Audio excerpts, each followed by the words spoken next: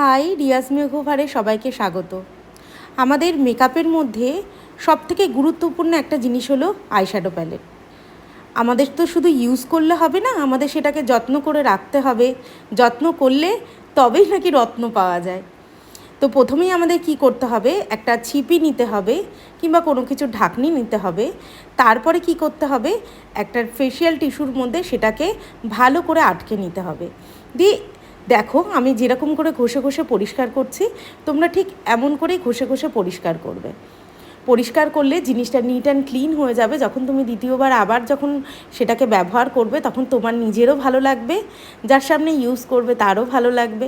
আর নিজের জিনিস তো সবসময় নিজেকেই পরিষ্কার করে রাখতে হয়, তাহলে নাকি শুনেছি ভগবান সেখানে অধিষ্ঠান করে।